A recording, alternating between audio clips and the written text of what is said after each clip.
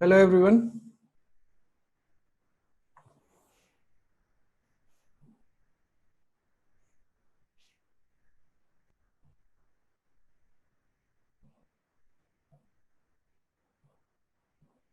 Good afternoon. Afternoon.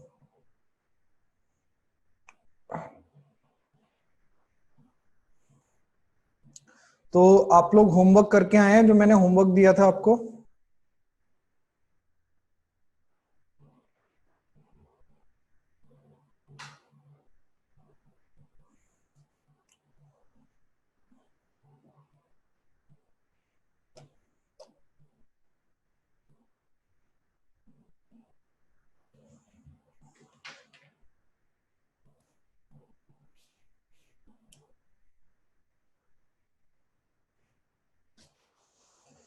चलिए,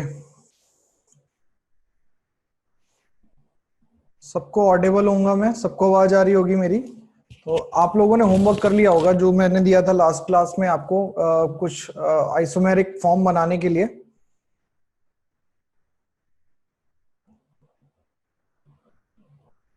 चलिए, धीरे धीरे बच्चे आएंगे अभी।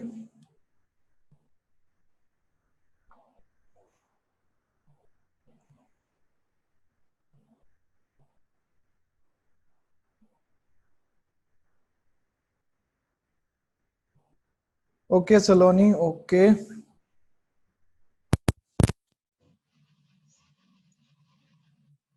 सलोनी।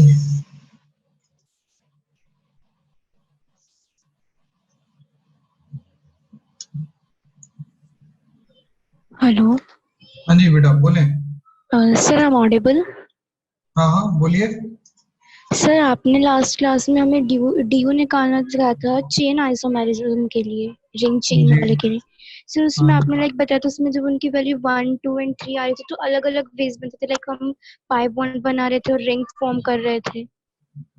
तो हमें कैसे पता चलेगा कि हमें कब पाई बॉन्ड बनाना है और कब रिंग बनानी है? देखो, ये जब हम आइसोमेरिक फॉर्म बनाते हैं ना, तब हमसे पूछ सकता है कि कितना बनेगा स्ट्रक्चर। तो उसके लिए आपसे ये नहीं पूछेगा कब पाई बनेगी कब रिंग बनेगी, वो आपसे ये पूछेगा क्या रिंग पॉसिबल होगी या नहीं होगी। Okay sir. ठीक है। Okay sir. और कोई doubt? No sir. Okay. Thank you sir.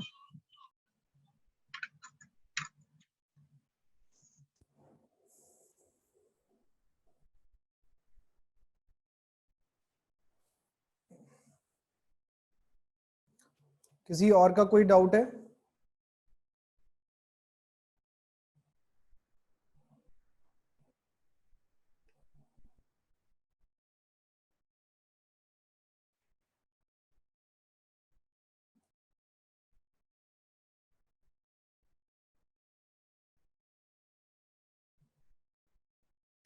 चलें स्टार्ट करें session. Sanjana Kumari, hello. Session start करते हैं फिर, है ना, आज का।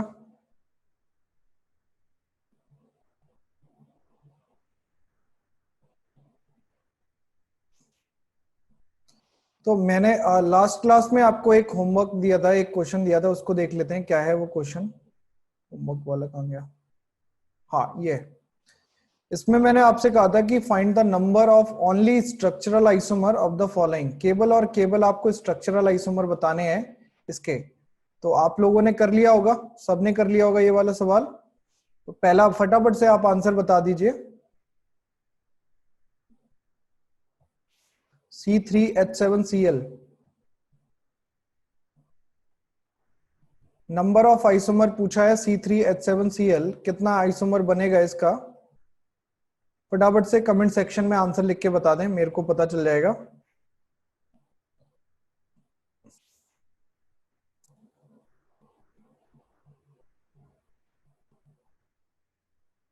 केवल एक ही का आंसर आया, एक ही ने सॉल्व किया है, बाकी ने नहीं किया है।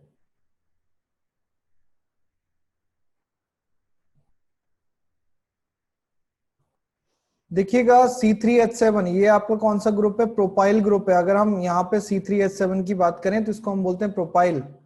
तो प्रोपाइल के आपके जो टोटल स्ट्रक्चरल आइसोमर बनेंगे वो आपके कितने बनेंगे? दो बनेंगे। कितने बनेंगे? दो स्ट्रक्चरल आइसोमर बनेंगे। प्रोपाइल के जो टोटल स्ट्रक्चरल आइसोमर बनेंगे वो कितने बनेंगे? 2 बनेंगे। उम्मीद करूंगा पता चल गया होगा, सबने घर पे बना के ट्राई किया होगा। C4H9 इसके कितने बनेंगे? C4H9Cl के टोटल आइसोमर कितने बनेंगे? C4H9Cl के जो टोटल आइसोमर बनेंगे वो आपके बनेंगे 4। कितने बनेंगे? 4। ठीक है। C5H11 C5H11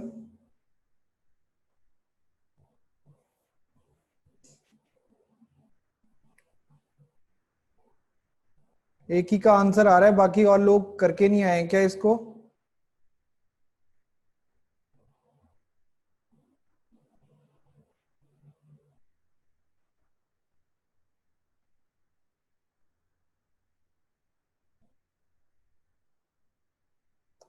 C5H11 का आंसर पूछ रहा हूं मैं।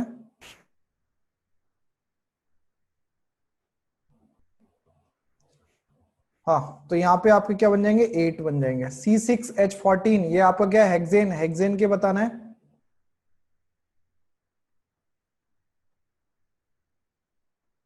C6H14 hexane. हेक्सेन के आपको बताने हैं टोटल।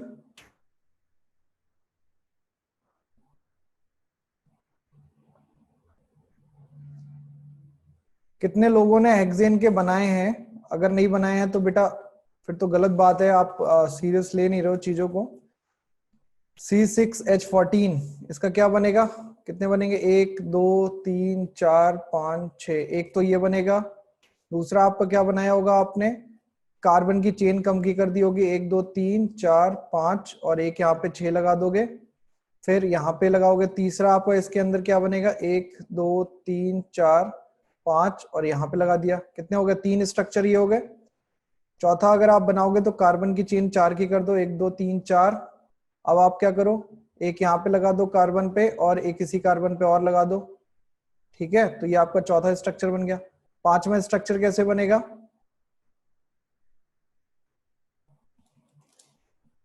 पांचवा स्ट्रक्चर अगर आपको बनाना हो इसी का तो आप क्या करो? 1 2 3 4। एक यहाँ पे लगा दो, एक यहाँ पे लगा दो।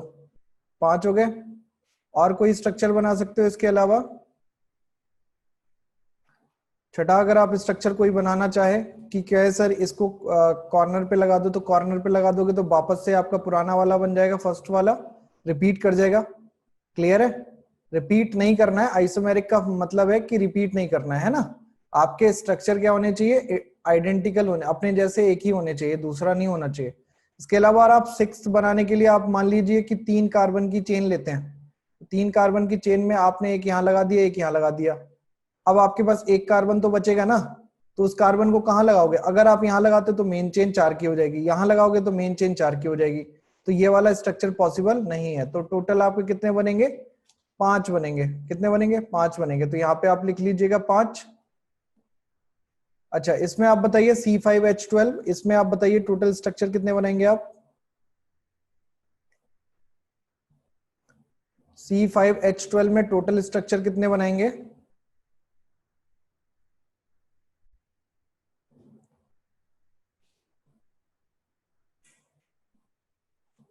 मतलब आप लोगों में से बस कुछ ही ऐसे हैं जो सीरियसली पढ़ाई कर रहे हैं और वो मेहनत करके आते हैं। बाकी के सारे लोग केवल इसीलिए आ जाते हैं कि भैया सर फीस दी है हमने इसलिए हमें आना है ना, ऐसा है। तो C5H12 के आपसे स्ट्रक्चर पूछ रहा है, बड़े आसान से स्ट्रक्चर आपके हो जाएंगे। C5H12 के 1 2 3 4 5 कार्बन का एक ये हो गया। दूसरा आपका क्या हो जाएगा? 4 कार्बन का ले लो, 1 2 3 4 कार्बन और एक यहाँ पे लगा दो। और तीसरा स्ट्रक्चर आपका क्या हो जाएगा? 1 2 3 4 5। इसके अलावा कोई भी आप स्ट्रक्चर बनाओगे तो वो आपका क्या होगा? रिपीटिंग स्ट्रक्चर आ जाएगा। आप चाहें ट्राई करके देख सकते हो, इसको उठा के इधर लगाओगे रिपीटेड आ जाएगा। तो यहाँ पे टोटल C5H12 के कितने बनेंगे? 3 बनेंगे। उम्मीद करूंगा कि ये वाली बात आपको समझ में आ गई होगी सबको। तो जो कल मैंने पढ़ाया था लास्ट क्लास में, यानी कल ही थी हमारी लास्ट क्लास, वो आपको सबको समझ में आया था? लास्ट क्लास का जो भी मैंने पढ़ाया था आपको?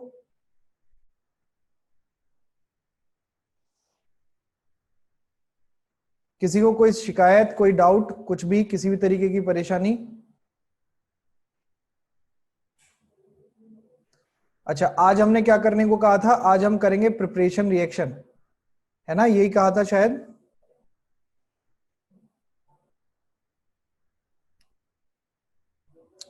तो एल्काइल हैलाइड की हमें क्या करनी है? आज प्रिपरेशन रिएक्शन करनी है। तो थोड़ा सा आपको ध्यान से करना पड़ेगा, चीजें ध्यान से देखनी पड़ेंगी, क्योंकि यहां से अब प्रॉपर केमिस्ट्री स्टार्ट होगी आपकी, जो 12th बोर्ड में आती है। ठीक है, तो यहाँ पे एक एक रिएक्शन और एक एक मैकेनिज्म को बहुत ध्यान से समझते जाना।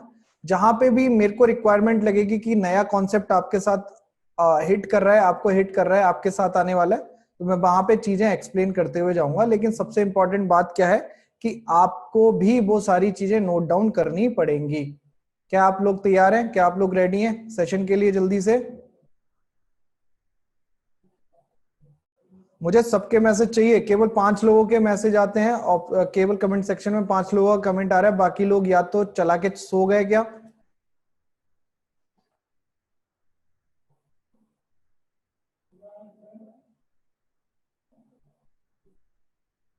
Yes yes yes yes yes yes, सबका आना चाहिए फटाफट से।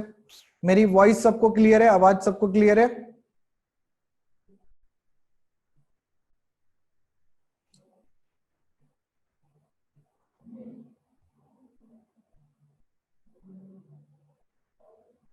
ओह गुड, बहुत बढ़िया।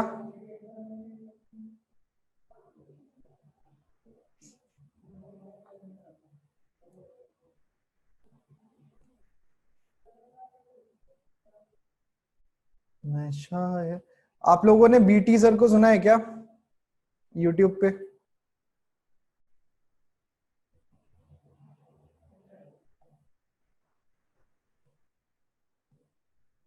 ओके, कोई दिक्कत नहीं, चलो। ओके, पहला पोल सक्सेसफुली हो गया, सबको आवाज आ रही है, सबको समझ में आ रहा है, बैकग्राउंड दिखाई दे रहा है। चलो अब यहां से स्टार्ट करते हैं। अपनी कॉपी में हेडिंग डाल दीजिएगा, प्रिपरेशन ऑफ एल्काइल हैलाइड लिखिएगा। Preparation of alkyl halide, preparation of alkyl halide. अब देखिएगा, दो तरीके की रिएक्शन हम पढ़ेंगे यहाँ पे। एक आपकी एल्काइल हैलाइड की बात करेंगे और एक आप अराइल हैलाइड की बात करेंगे। एल्काइल हैलाइड का मतलब क्या है? एलिफेटिक आपका जो होगा, एलिफेटिक का मतलब चेन होगा, चेन के ऊपर हम क्या लगाएंगे? हेलोजन लगाएंगे। और अराइल हैलाइड का मतलब है कि रिंग होगा, बेंजीन रिंग, उसके ऊपर हेलोजन लगाएंगे। तो सबसे पहले हम जो प्रिपरेशन रिएक्शंस पढ़ेंगे, केमिकल प्रॉपर्टीज पढ़ेंगे, वो किसकी पढ़ेंगे? एल्काइल हैलाइड की पढ़ेंगे। किसकी पढ़ेंगे बेटा? एल्काइल हैलाइड की। यहाँ पे दो तीन बातें आपको बहुत गौर से देखनी पड़ेंगी, एक मैकेनिज्म और दूसरा नेम रिएक्शन। आप मैकेनिज्म और नेम रिएक्शन को बहुत ध्यान से देखिएगा, क्योंकि अगर आपने इन दोनों में से एक भी चीज मिस करी तो आप एग्जाम में गलत करके आएंगे डेफिनेटली। ठीक है, मैकेनिज्म बहुत इंपॉर्टेंट है। आगे पूरी ऑर्गेनिक केमिस्ट्री अगर आपको ढंग से पढ़नी है, याद करनी है, समझनी है, तो मैकेनिज्म को बहुत ध्यान से देखिएगा कि अटैक किस पोजीशन पे क्यों, किस तरीके से होगा। ओके, तो मैं पहले ही आपको एक चीज से समझा देता हूं कि केमिस्ट्री के अंदर क्या क्या आपको, ऑर्गेनिक केमिस्ट्री के अंदर क्या क्या आपको ध्यान रखना है। सबसे पहला ध्यान रखना है कि आपने सॉल्वेंट क्या यूज करना है, सॉल्वेंट एंड रिएजेंट। मेरी बात समझ रहे हो कि अगर आपको जो कन्वर्जन कर रहे हो, जिसमें भी आप रिएक्शन से रिएक्टेंट से प्रोडक्ट बना रहे हो, उस प्रोडक्ट को बनाने के लिए आप सॉल्वेंट क्या यूज कर रहे हो? सॉल्वेंट का मतलब मीडियम, और रिएजेंट का मतलब है जो अटैक करेगा, जो आपका चेंज करेगा। ये वाली बात समझ में आती है?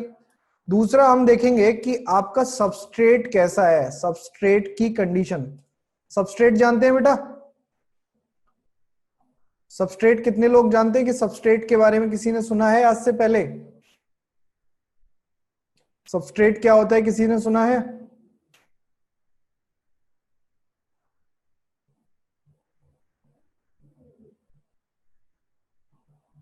हाँ, तो सबस्ट्रेट का क्या नेचर है, सबस्ट्रेट की डिग्री क्या है, सबस्ट्रेट किस जगह से आपको मिलता है? ठीक है, बायो में पढ़ा है। तो सबस्ट्रेट का मतलब होता है रिएक्टेंट। मैं यहाँ पे लिख देता हूँ रिएक्टेंट, जो भी आपका रिएक्शन करेगा, रिएक्टेंट। तीसरा जो इंपॉर्टेंट पॉइंट है इसके अंदर, सॉल्वेंट हो गया, सबस्ट्रेट हो गया, तीसरा हम क्या करेंगे? मैकेनिज्म डिस्कस करेंगे, मैकेनिज्म। तो ये तीन पार्ट अगर आपको किसी भी केमिस्ट्री, ऑर्गेनिक केमिस्ट्री के अंदर अगर आप ये तीन पार्ट ठीक से समझ लेते हैं, तो बेटा एक चीज आपको याद रख, एक चीज आप डेफिनेटली कर पाएंगे कि आपका एग्जाम में कोई क्वेश्चन गलत होने के जो चांसेस हैं वो बहुत ही कम हो जाएंगे। ठीक है, आगे बात समझ। तो जो भी आपका रिएक्टेंट है यानी सबस्ट्रेट है, उसकी चेंजिंग करनी है हमें प्रोडक्ट के अंदर, उसको हमें कन्वर्ट करना है प्रोडक्ट के अंदर। तो होता क्या है कुल मिला के, अगर आपने जनरल जीओसी के अंदर अगर थोड़ा बहुत ठीक से पढ़ा होगा या सर ने आपको थोड़ा बहुत आइडिया दिया होगा, तो सब आपने ये देखा होगा कि कोई भी सबस्ट्रेट है, मैं यहाँ को इसको नए उसमें लिख देता हूं ताकि आप लोग लिखना चाहें कॉपी करना चाहें तो कर लें, कि कोई भी आपका सबस्ट्रेट है, इस सबस्ट्रेट पे कोई भी रिएजेंट आके अटैक करेगा, और रिएजेंट अटैक करने के बाद यहां पे आपका क्या होगा, सॉल्वेंट होगा। सॉल्वेंट होने के बाद यहां पे आपका क्या बनेगा, प्रोडक्ट बनेगा। इतनी बात समझ में आ रही है? ये बेसिक कंडीशन है ऑर्गेनिक की, ये ऑर्गेनिक की बेसिक कंडीशन है। क्या सबको आवाज मेरी आ रही है ना क्लियर? एक लैगिंग हो रही है और किसी में लैग हो रही है? अब वॉइस सबके में क्लियर आ रही है ना? ओके, तो हमारे पास सबस्ट्रेट है, इस सबस्ट्रेट को हमने क्या करा, रिएजेंट के साथ अटैक कराया, सॉल्वेंट आया और आपका प्रोडक्ट बन गया।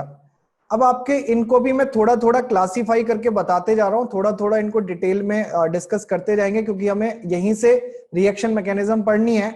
और ये सारी चीजें आपने हो सकता है हाइड्रोकार्बन चैप्टर के अंदर ऑलरेडी पढ़ी हुई हो।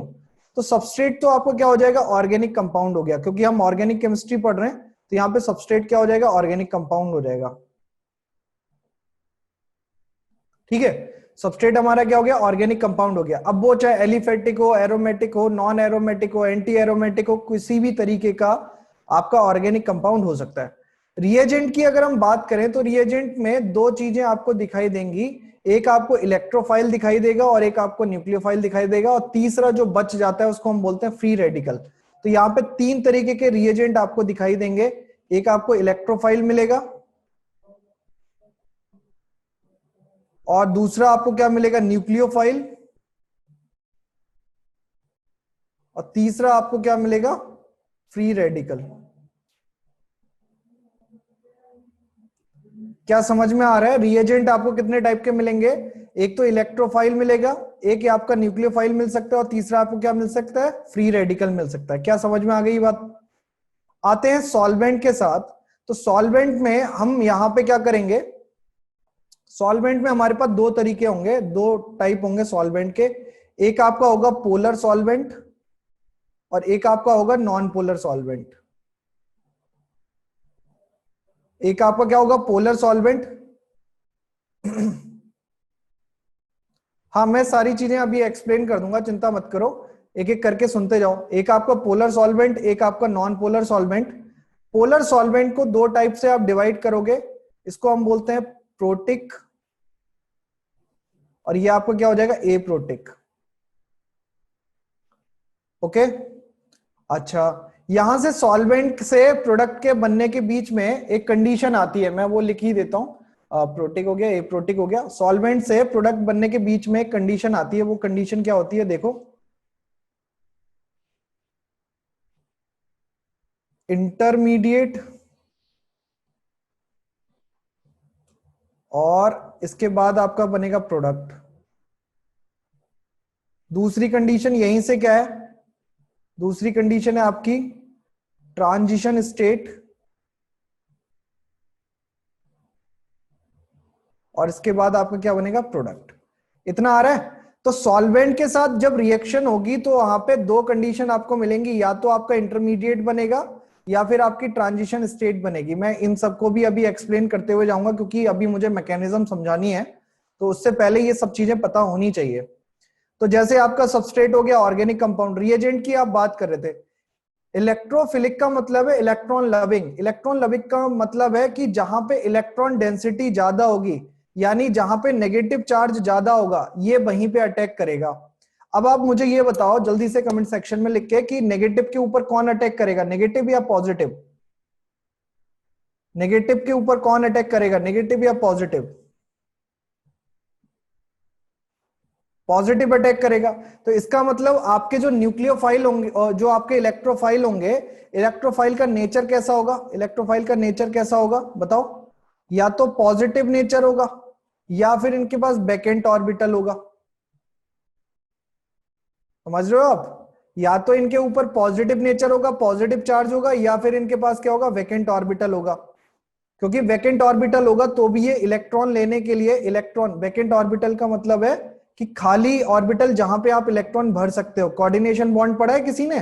जैसे आपने BH3 पढ़ा है, बोरॉन डाइबोरेन B2H6 BH3।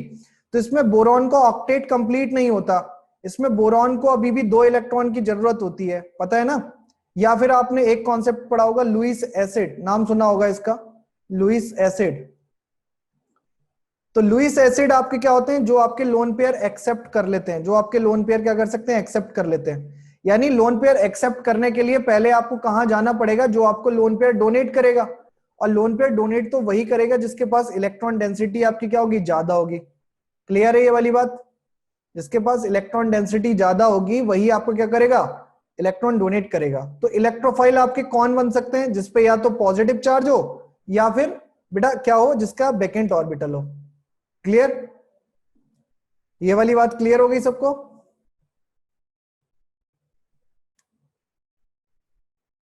ठीक है। अब हम बात करते हैं न्यूक्लियोफाइल की। न्यूक्लियोफाइल क्या होगा? न्यूक्लियोफाइल का मतलब क्या हो गया, पॉजिटिव लविंग या फिर न्यूक्लियस लविंग। तो ये इनका नेचर कैसा होगा, न्यूक्लियोफाइल का नेचर कैसा होगा? न्यूक्लियोफाइल का नेचर बताओ कैसा होगा? जिसके ऊपर नेगेटिव चार्ज हो या फिर लोन पेयर हो। बात समझ रहे हो? जिसके ऊपर नेगेटिव चार्ज हो या फिर लोन पेयर हो, जिसको हम बोलते हैं लुईस बेस। यहां पे लिख देना लुईस बेस, और यहां पे लिख देना आपका लुईस एसिड।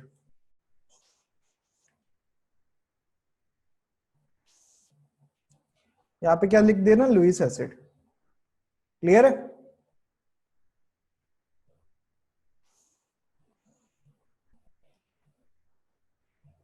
ओके। अब यहां पे आपका क्या हो जाएगा, लुईस बेस का मतलब है जिसके पास इलेक्ट्रॉन खूब सारा है, और इलेक्ट्रॉन अगर ज्यादा है तो ये आपको क्या करेगा, पॉजिटिव पे अटैक करेगा। किस पे अटैक करेगा, पॉजिटिव पे अटैक करेगा। तो वो आपका क्या हो जाएगा, न्यूक्लियोफाइल हो जाएगा। ठीक है। फ्री रेडिकल, फ्री रेडिकल का मतलब होता है जहां पे आपका एक ही इलेक्ट्रॉन हो, वो भी आपका बॉन्ड का टूटने के बाद। ये आपका फ्री रेडिकल कब बनता है, जब आपका होमोलिटिक क्लीवेज होता है, होमोलिटिक फिजन होता है। जब अपने अपने इलेक्ट्रॉन लेके लोग भाग जाते हैं, अपने अपने इलेक्ट्रॉन, दूसरे के इलेक्ट्रॉन नहीं, अपने अपने इलेक्ट्रॉन लेके, तब आपका क्या बनता है, एक फ्री रेडिकल बनता है। क्या इन तीनों की कहानी समझ में आई आपको? इन तीनों की कहानी सबको समझ में आ गई?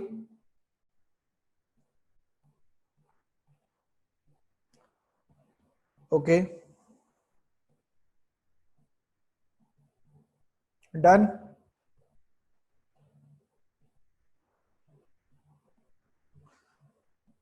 रिपीट, फ्री रेडिकल का मतलब होता है जैसे आपने एक बॉन्ड बनाया Cl और Cl, तो यहां पे क्या होगा कि ये भी क्लोरीन उतना ही इलेक्ट्रोनेगेटिव है जितना ये वाला क्लोरीन।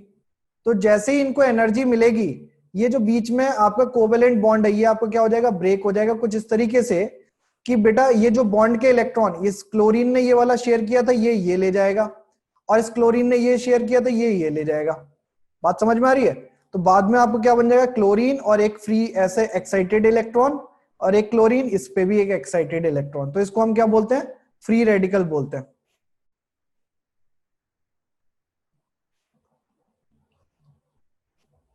लुईस बेस, और ये आपका लोन पेयर है, और ये आपका नेगेटिव चार्ज है, ये आपका लोन पेयर है, एलपी मतलब लोन पेयर।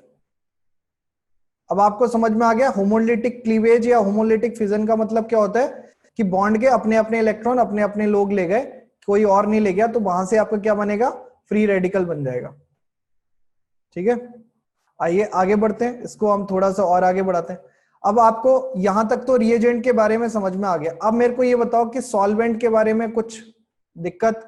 सॉल्वेंट सबको समझ में आते हैं, पोलर, नॉन पोलर, पोलर और non polar.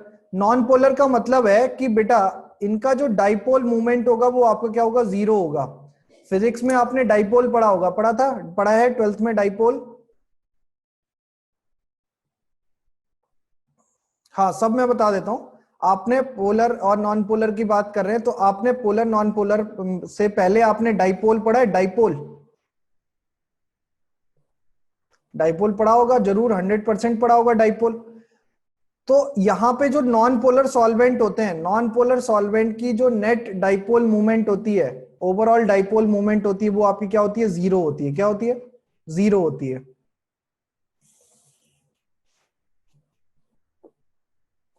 Net dipole movement क्या होगी? जीरो होगी।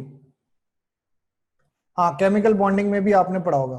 तो अगर आपकी नेट डाइपोल मूवमेंट जीरो है, इसका मतलब ये है कि इनके अंदर पोलराइज होने की टेंडेंसी नहीं होगी, तो इसीलिए इनको क्या बोलते हैं? नॉन पोलर बोलते हैं। तो नॉन पोलर का मतलब तो समझ में आ गया कि इनकी डाइपोल मूवमेंट जीरो है। इसके एग्जांपल अगर आपसे कोई पूछ ले तो आप याद रखना, जैसे CCl4 हो गया, जो आपका सबसे ज्यादा यूज होगा। CCl4 आपका नॉन पोलर सॉल्वेंट होता है। और बेंजीन हो गया, C6H6, ये भी आपका क्या हो गया? नॉन पोलर सॉल्वेंट हो गया। आ रहा है समझ में? ओके, क्लियर है? अच्छा, अब आते हैं पोलर के अंदर। तो पोलर का मतलब यह है कि जिसके अंदर डाइपोल मूवमेंट जीरो नहीं होगा। यहां पे पोलर का मतलब है कि डाइपोल मूवमेंट जीरो नहीं होने वाला। तो यहां पे इसको दो तरीके से हम डिवाइड करेंगे, एक प्रोटिक और दूसरा एप्रोटिक। तो मैं यहां पे इसको नेक्स्ट पेज में समझा देता हूं, पोलर और उसको, पोलर सॉल्वेंट को। तो पोलर सॉल्वेंट को हमने दो कैटेगरी में डिवाइड किया। ये दो कैटेगरी कौन सी हैं? एक आपकी प्रोटिक है और सेकंड कैटेगरी क्या आपकी है? एप्रोटिक। ठीक है? प्रोटिक का मतलब जो आपका H प्लस दे सकता है, जो आपका H प्लस दे सकता है, H प्लस डिसोशिएटेड,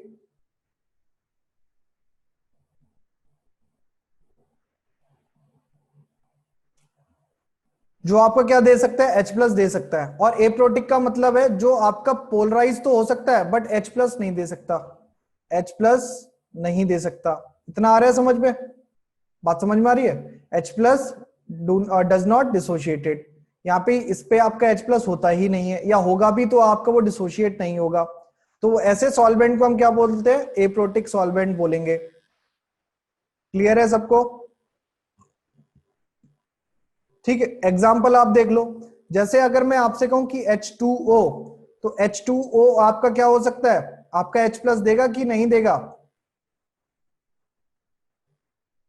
H2O आपको H प्लस देगा या नहीं देगा?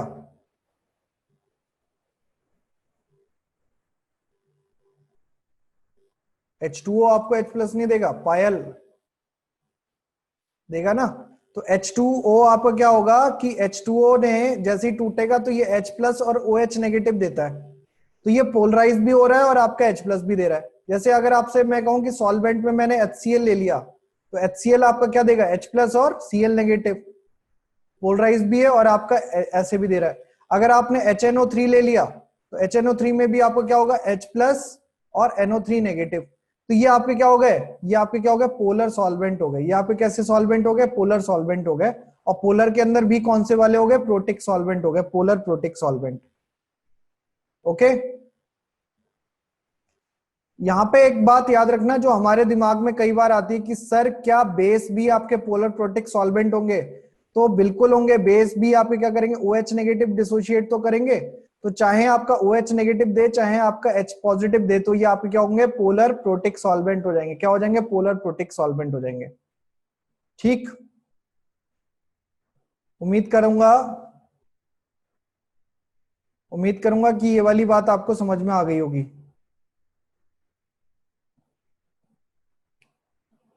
ठीक है, आइए अब एप्रोटिक सॉल्वेंट की अगर अपन चर्चा कर रहे हैं, तो एप्रोटिक सॉल्वेंट में है आपको क्या याद रखना है? एक तो DMF याद रखना है।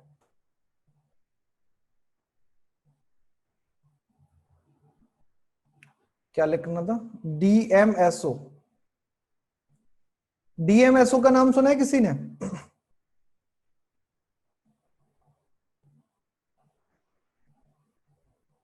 DMSO का नाम सुना है किसी ने आज से पहले?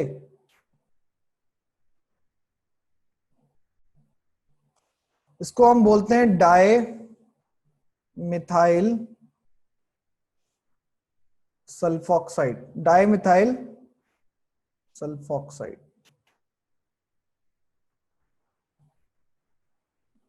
Di methyl sulphoxide. अच्छा, किसी ने DMF का नाम सुना है? DMF,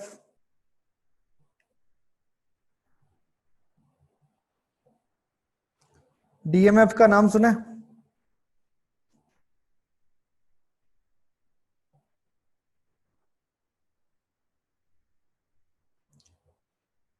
डीएमएफ का मतलब होता है कि बेटा यहां पे di methyl formamide, di methyl formamide. अच्छा, डाइमिथाइल फ्लोरोक्साइड नहीं है बेटा, डाइमिथाइल फॉर्मामाइड है। एक और नाम याद रखना, डीएमएस। डीएमएस क्या होता है? Di methyl sulphide.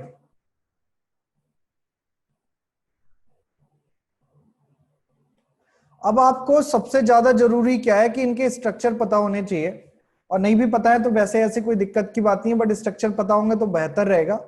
आप मुझे डाइमिथाइल सल्फॉक्साइड का स्ट्रक्चर बना के दिखा सकते हो?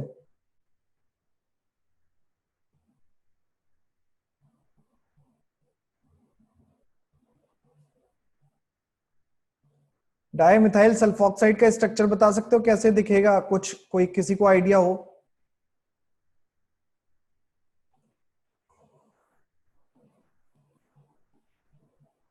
अच्छा, एक चीज सवाल एक आपसे और है, ये छोड़िए, ये तो मैं अभी बता दूंगा। आज मैंने जो होमवर्क दिया था कल, वो कितने लोगों ने ईमानदारी से किया था? कल जो मैंने होमवर्क दिया था वो कितने लोगों ने ईमानदारी से किया था? यस यस यस लिख के बता सकते हैं।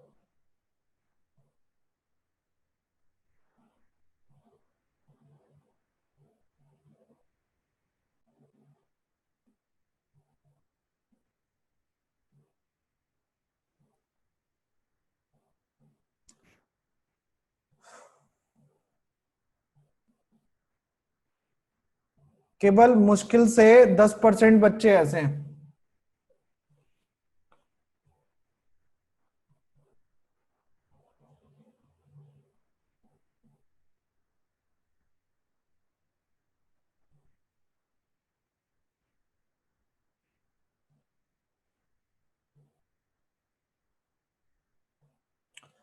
तो डीएमएसओ का अगर आपने स्ट्रक्चर बनाओगे तो ये आपको क्या हो जाएगा? डाई मिथाइल सल्फोक्साइड, यहाँ पे मिथाइल लगा दो, यहाँ पे मिथाइल लगा दो, और यहाँ पे क्या लगा दो? Double bond O. ये आपका क्या हो गया? Dimethyl sulphoxide. अब आप कहोगे सर ये पोलर कैसे है? तो पोलर इसलिए क्योंकि ऑक्सीजन ज्यादा इलेक्ट्रोनेगेटिव है, तो ये इलेक्ट्रॉन खींचेगा और इस पे पॉजिटिव चार्ज आ जाएगा। तो इसका डाइपोल मूवमेंट जीरो नहीं होगा, इसका डाइपोल मूवमेंट जीरो नहीं होगा। ठीक है?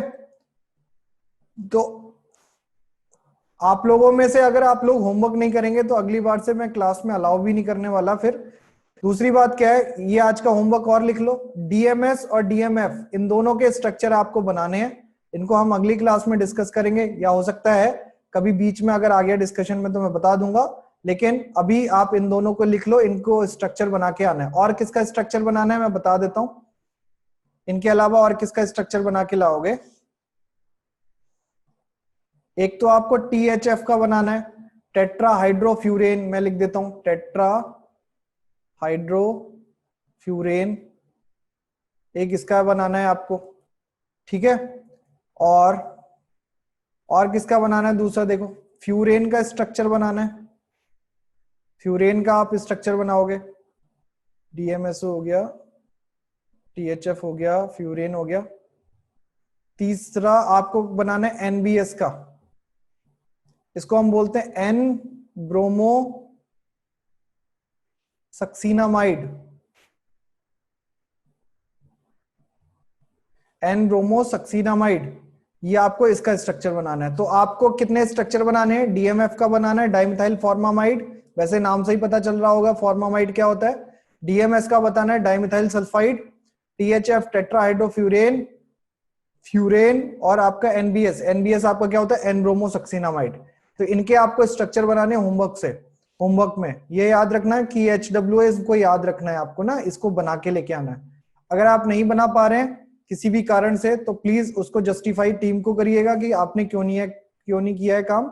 मैं यहाँ क्लास से उसको निकाल दूंगा यहां से। ठीक है? ओके सर, सारे एप्रोटिक है क्या? THF आपका टेट्राहाइड्रोफ्यूरेन जो होता है वो आपका एप्रोटिक नहीं होता, नॉन पोलर होता है। NBS जो होता है वो आपका पोलर होता है, फ्यूरेन आपका नॉन पोलर होता है, पोलर नॉन पोलर। ठीक, बस आपको इनके क्या बनाने हैं, स्ट्रक्चर बनाने हैं, इतना याद रखिएगा। Acetone and ether are non polar. Acetone और ईथर जो होते हैं वो आपके पोलर एप्रोटिक में आते हैं। जैसे अगर हम ईथर की बात करें तो ईथर बिल्कुल किसकी तरह होता है, वाटर की तरह होता है, H2O की तरह ईथर। तो यहाँ पे आपकी जो पोलैरिटी होती है वो रह जाती है थोड़ी सी, बस यहाँ पे क्या होगा, उतना ज्यादा पोलर नहीं होगा जितना पोलर आपका वाटर होता है। ठीक है, एसीटोन में भी बात करोगे तो ये आपका क्या होता है, कीटोन होता है। तो इस तरीके से आपका नेगेटिव पॉजिटिव चार्ज आ जाता है। लेकिन ये इसलिए यूज किए जाते हैं क्योंकि ये ऑर्गेनिक सॉल्वेंट होते हैं और इनकी पोलैरिटी बहुत ही कम होती है, इनकी पोलैरिटी हाईली डिक्रीजिंग ऑर्डर में रहती है। ठीक है, एसीटोन और ईथर को, इतना आ गया समझ में।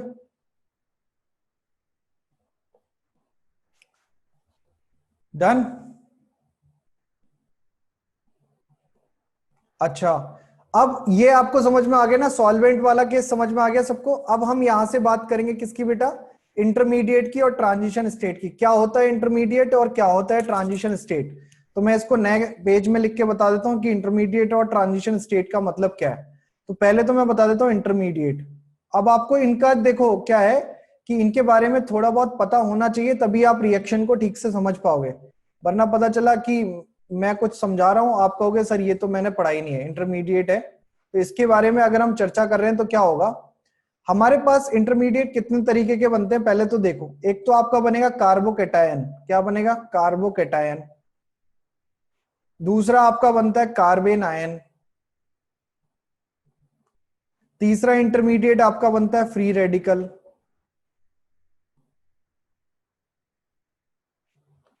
चौथा आपका इंटरमीडिएट बनता है बेंजाइन। पांचवा इंटरमीडिएट बनता है आपका कार्बीन।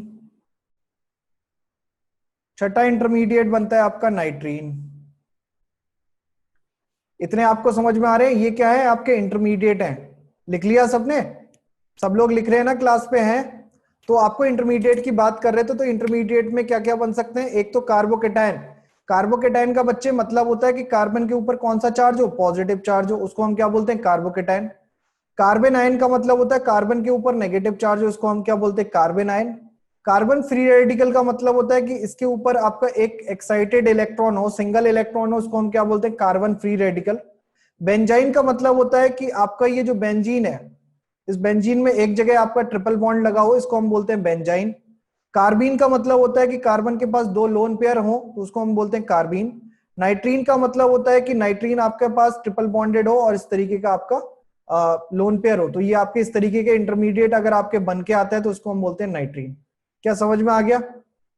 अब आपको सिलेबस में पढ़ना कितना है, कार्बोकेटाइन पढ़ना है, कार्बन आयन पढ़ना है, फ्री रेडिकल पढ़ना है और आपको बेंजाइन पढ़ना है। कार्बीन भी आपको इतना नहीं पढ़ना, नाइट्रीन तो बिल्कुल भी नहीं पढ़ना है आपको।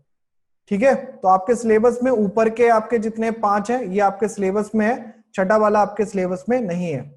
अब इंटरमीडिएट होता क्या है, इंटरमीडिएट का मतलब है जैसे अगर आपको एक जगह से, जैसे मान लीजिए कि मुझे दिल्ली से बरेली जाना है ना, तो दिल्ली से बरेली जाने के लिए या दिल्ली से लखनऊ जाने के लिए मेरे पास एक तो ये है कि मैं फ्लाइट से गया सीधे लखनऊ उतर गया, दूसरा ये है कि मैं बाय कार जा रहा हूं लेकिन मैं बीच में किसी होटल पे रुक गया। तो ये जो बीच में आपका रुका हूं, मैंने रेस्ट लिया है, ये आपका क्या हो गया, इंटरमीडिएट पोजीशन हो गई। कैसी पोजीशन हो गई, इंटरमीडिएट पोजीशन। इस इंटरमीडिएट पोजीशन को बनाने के लिए आपको सबसे पहले क्या करनी होती है, बॉन्ड की ब्रेकिंग करनी होती है।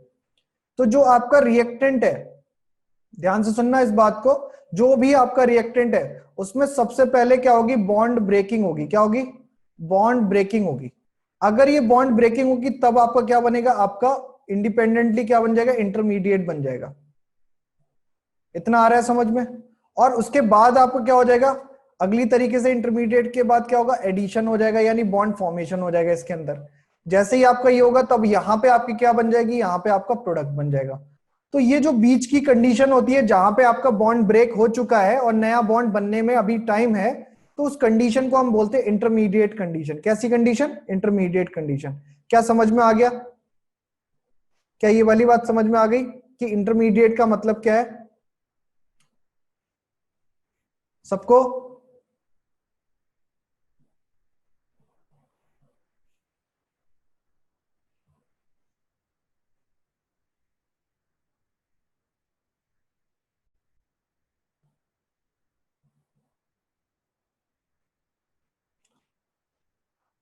चलो बहुत बढ़िया। तो सबको अगर समझ में आ गया कि इंटरमीडिएट क्या है, मैं बता देता हूँ। शिवानी फिर से सुन लो, एक बार रिपीट कर देता हूँ बेटा। राजिया, यहाँ पे क्या होगा कि आपकी रिएक्शन है, रिएक्शन के पास आपका रिएक्टेंट है। सपोज करो कि मेरे पास रिएक्टेंट कुछ इस तरीके का है, ये कोई रिएक्टेंट है। इस रिएक्टेंट में मैंने क्या करा कि मैंने OH का बॉन्ड तोड़ दिया। तो OH का बॉन्ड तोड़ा तो इस कार्बन पे मेरा आ गया पॉजिटिव चार्ज। तो मेरा पॉजिटिव चार्ज आया तो मेरा कुछ इस तरीके का कंपाउंड बन गया इस समय। तो ये जो बना है कंपाउंड बॉन्ड तोड़ने के बाद, इसको हम क्या बोलेंगे? इंटरमीडिएट बोलेंगे। क्या बोलेंगे? इंटरमीडिएट। और इंटरमीडिएट क्यों बोलेंगे? क्योंकि ये अभी कंप्लीट प्रोडक्ट नहीं बना है, ये आपका पहला स्टेप है। पहले स्टेप में आपका क्या हुआ? बॉन्ड टूटा है, और बॉन्ड टूटने के बाद हमने थोड़ी देर आराम किया है, इंतजार किया है कि कोई आएगा, अटैक करेगा, नया बॉन्ड बनेगा, तब हम बनाएंगे प्रोडक्ट। इतना आ रहा है समझ में? कि एक इंसान आया, पहले बुलडोजर आई, बुलडोजर ने फटाफट से क्या कर दिया? बॉन्ड तोड़ दिया, मतलब घर तोड़ दिया।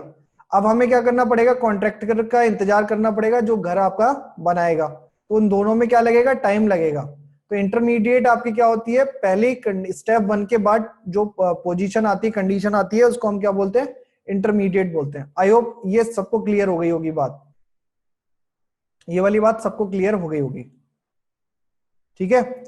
अब यहां पे दूसरा, जो ये इंटरमीडिएट के साथ मैंने लिखा था कि एक दूसरा रोड भी है। दूसरा रोड कौन सा है? कि आप इंटरमीडिएट ना बनाओ, आप क्या बनाओ? ट्रांजिशन स्टेट बनाओ और फिर प्रोडक्ट बना दो। पहला रोड क्या था? दो रास्ते थे सबस्ट्रेट को प्रोडक्ट तक जाने के लिए। एक रास्ता आपका इंटरमीडिएट से होके गुजरता है, और दूसरा रास्ता जो है वो ट्रांजिशन स्टेट से होके गुजरता है। तो आप समझना ये है कि इंटरमीडिएट तो मेरे समझ में आ गया कि इंटरमीडिएट का मतलब है कि बॉन्ड टूट गया, अब जो भी बना है वो इंटरमीडिएट है, अब वो इंतजार करेगा कि बॉन्ड कब फॉर्म होगा। तो ये आपका इंटरमीडिएट है। ट्रांजिशन स्टेट का मतलब होता है कि एक तो ऐसी स्टेट की जो हाईली अनस्टेबल है और जिसका टाइम पीरियड क्या होता है? बहुत ही कम होता है। ट्रांजिशन स्टेट लिख देता हूं यहां पे, ट्रांजिशन स्टेट। ये ट्रांजिशन स्टेट का मतलब होता है कि बॉन्ड फॉर्मेशन, यहां पे लिख देता, bond breaking and bond formation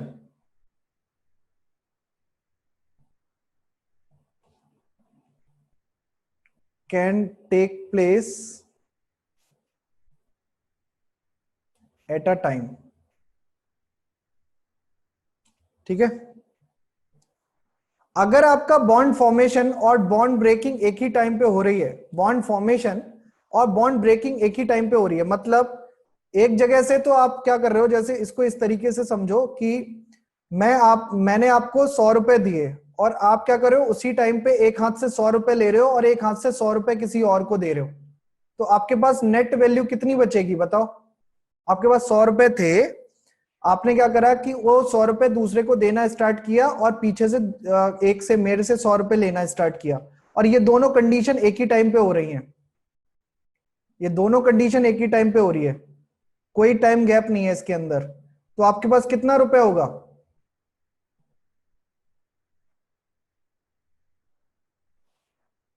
100 रुपए। देखो इसको इस तरीके से समझो कि ये मान लेते हैं ये आपका चिंटू है, ठीक है, और ये आपका पप्पू है, और ये आपका मिंटू है। ठीक है। अब इस मिंटू ने कहा कि ले ये 100 रुपए है, 100 रुपए का नोट है, और ये इसको इस हाथ से पकड़ा रहा है। ठीक है। इसने क्या करा कि 100 रुपए दे रखे हैं इस तरीके से, और इसको इस हाथ से पकड़ा रहा है ऐसे। ठीक है। अब सामने वाला यहां पे खड़ा हुआ, यहां पे आपके खड़े हुए बालवीर जो हैं, ये इस घटना को देख रहे हैं, बालवीर इसको देख रहे हैं ऐसे, इस तरीके से। ठीक है। तो बालवीर को पता चलेगा कि चिंटू किससे पैसे ले रहा है और किसको पैसे दे रहा है, बताओ? बालवीर को पता चलेगा क्या कि चिंटू किससे पैसे ले रहा है, और चिंटू किससे पैसे ले रहा है और किसको पैसे दे रहा है? अभी ऐसी कंडीशन है कि एक हाथ में पैसे ऐसे हैं, एक हाथ में पैसे ऐसे हैं, उन दोनों ने पकड़ा हुआ है। तो आपके बालवीर को पता चलेगा किसको पैसे देने, किसको पैसे ले रहा है, किससे पैसे ले रहा है, किससे पैसे दे रहा है? नहीं पता चलेगा। तो ट्रांजिशन स्टेट का मतलब ही यही होता है कि जहां पे आपको पता ना चले कि बॉन्ड ब्रेक हो रहा है या बॉन्ड फॉर्म हो रहा है, और दोनों कंडीशन क्या होंगी, साइमल्टेनियसली होंगे, एक साथ होंगी। यानी जितने रेशियो में आपका बॉन्ड टूटेगा उतने ही रेशियो में नया बॉन्ड क्या होगा, फॉर्म हो जाएगा। बात समझ में आ गई? ठीक है। और जैसे ही ये पैसे अपने पास खींच पाएगा वैसे ही ये वाला भी क्या करेगा, अपने पास पैसे खींच लेगा। तो अल्टीमेटली जो चिंटू है, चिंटू के पास कितने रुपए हो जाएंगे, 100 रुपए हो जाएंगे। पहले भी 100 रुपए थे और अब भी क्या है, 100 रुपए। इतना आ गया समझ में? ओके।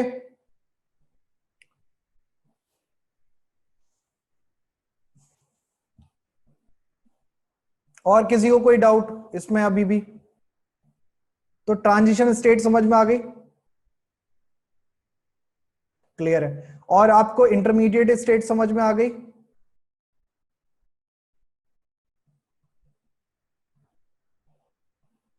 ओके। तो अगर आपको ये दो चीजें समझ में आ गई तो अब आप ना रिएक्शन मैकेनिज्म को और अच्छे से समझ पाओगे। अब मैं तुम्हें बता देता हूं। हाँ, ये साइमल्टेनियसली होगा रिएक्शन। एक बार इंटरमीडिएट बता दो। इंटरमीडिएट का मतलब ये है कि बेटा यहां पे देखो, यहां पे इंटरमीडिएट का मतलब ये है कि आपने पहले चिंटू से, पहले आपने क्या करा, मिंटू से पैसे ले लिए। पहले आपने क्या करा, मिंटू से पैसे ले लिए और उसके बाद वो पैसे किसको दे दिए, पप्पू को दे दिए। तो ऐसी कंडीशन है जहां पे एक स्टेप में एक ही काम हो रहा है, उसको हम क्या बोलते हैं, इंटरमीडिएट रिएक्शन, इंटरमीडिएट बोलते हैं। समझ में आया? यानी जहां पे आपका पहले बॉन्ड टूट जाएगा और फिर नया बॉन्ड बनेगा। बॉन्ड टूट गया, हम रिलैक्स हो गए, हम आराम से बैठ गए। बॉन्ड टूटने के बाद हम आराम से बैठ गए, तो ये कौन सी कंडीशन है, इंटरमीडिएट। और दूसरी कंडीशन क्या है, एक जगह से बॉन्ड टूट रहा है, दूसरी जगह से बॉन्ड बन रहा है। ठीक है, तो ये कौन सी कंडीशन है आपकी, ट्रांजिशन स्टेट है। क्लियर है?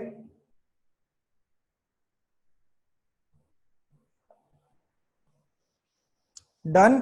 All done?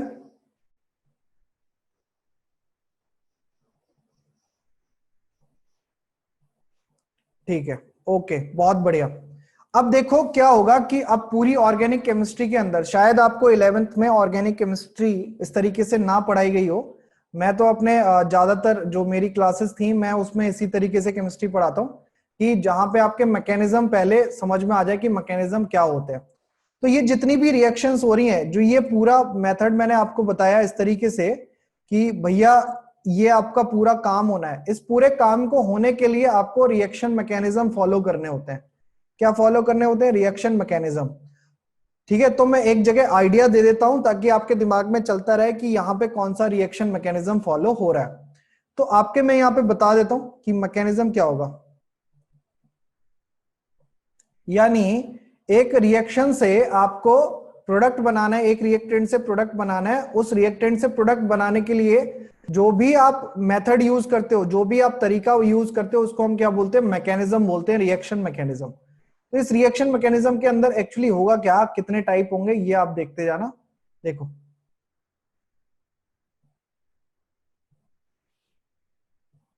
सबसे पहले हम जो पढ़ेंगे यहां पे एल्काइल हैलाइड के अंदर, जो सबसे पहले रिएक्शन पढ़ेंगे वो आपकी पढ़ेंगे सब्स्टिट्यूशन रिएक्शन।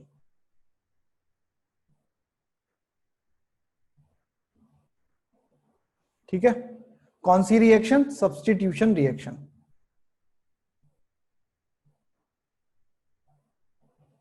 ठीक, दूसरी रिएक्शन हम यहीं पे पढ़ेंगे आपकी सब्स्टिट्यूशन के साथ ही लगी हुई होती है, जिसको हम बोलते हैं एलिमिनेशन रिएक्शन। Elimination reaction. फिर एलिमिनेशन रिएक्शन के बाद हम पढ़ेंगे आपकी एडिशन रिएक्शन।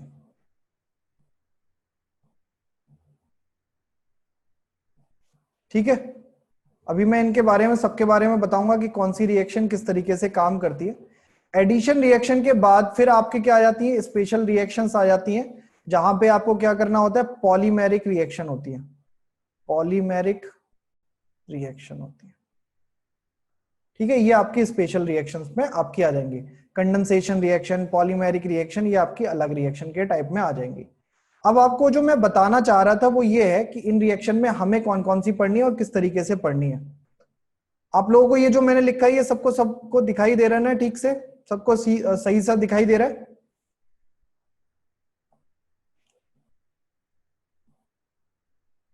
क्लियर है ना सबको? अब देखो क्या होगा कि यहां पे आपका जो सब्स्टिट्यूशन रिएक्शन है इसके अंदर हमें दो तरीके की रिएक्शन पढ़नी है। पहली रिएक्शन है यहां पे, एक होगी आपकी न्यूक्लियोफिलिक सब्स्टिट्यूशन, न्यूक्लियोफिलिक सब्स्टिट्यूशन। ये सब काम की रिएक्शंस हैं जो मैं बताते जा रहा हूं। और दूसरी रिएक्शन होगी आपकी इलेक्ट्रोफिलिक, इलेक्ट्रोफिलिक।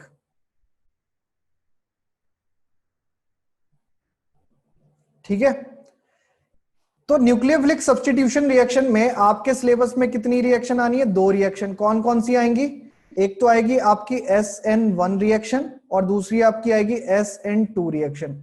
अगर आपने स्कूल में पढ़ी होगी, अगर आपके स्कूल के टीचर ने ये पढ़ा दी होंगी तो आपको पता होगा SN1 SN2 नाम की कोई रिएक्शंस होती हैं, है ना? सुना है?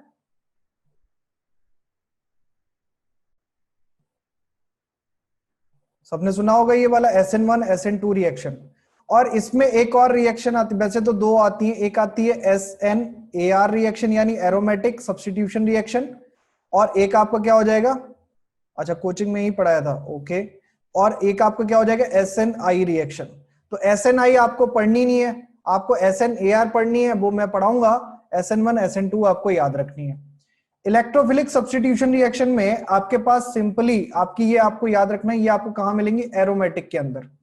ये आपको कहां मिलेंगे? एरोमेटिक कंपाउंड के अंदर। ठीक है, और कोई ऐसा है जिसे स्क्रीन नहीं दिख रही है ये वाली?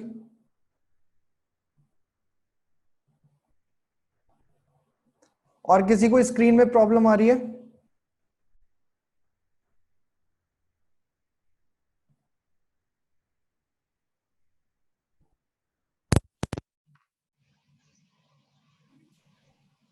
सर मुझे आ रही है सर, आवाज आ रही है आपकी पर स्क्रीन नहीं दिख रही है।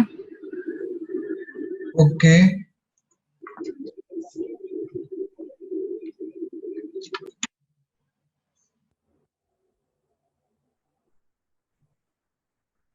बेटा यार इसका क्या सोल्यूशन है? ये तो मेरे को टेक्निकल प्रॉब्लम है, ये मेरे को भी नहीं पता।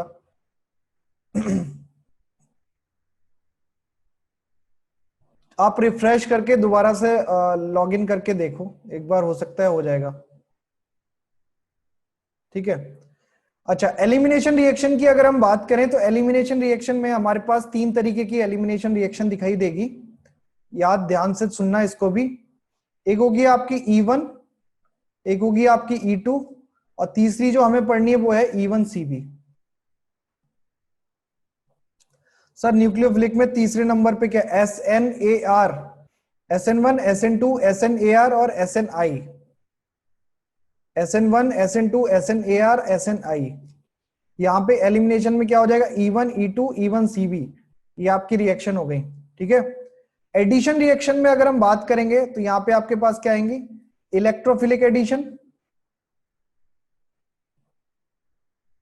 दूसरी आपके पास क्या आएगी? Nucleophilic addition. हाँ बिल्कुल रिपीट कर दूंगा, एक बार मैं लिख दूं ये सारा। फिर तीसरा हमारा क्या हो जाएगा? Electrophilic nucleophilic. तीसरा आपका क्या हो जाएगा? Free radical. ठीक है, और फिर आपकी पॉलीमराइजेशन रिएक्शन में आएंगी, इसमें आपकी अलग आ जाती है, इसमें भी मैं बता देता हूं। इसमें आपकी क्या हो जाएंगी? कंडेंसेशन, और दूसरी आपकी एडिशन पॉलीमराइजेशन, या जिसको हम बोलते हैं chain growth polymerisation.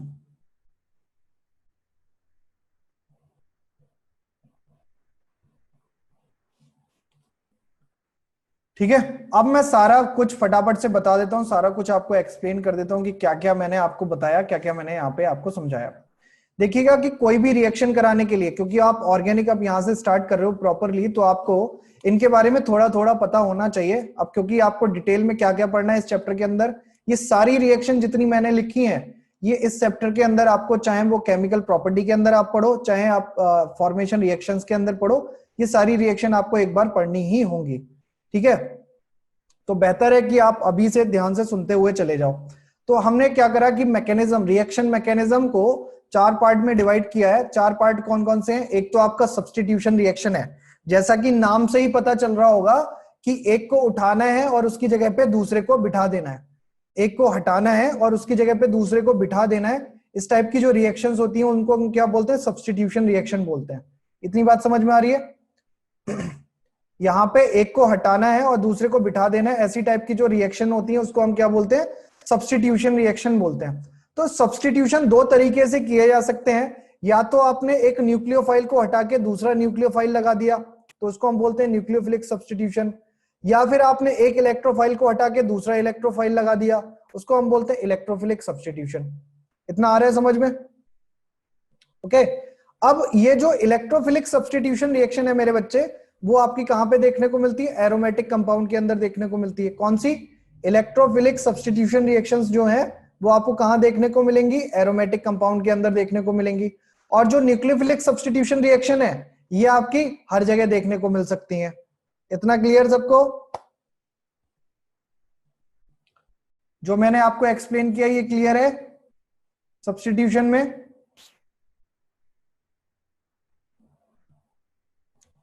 Okay.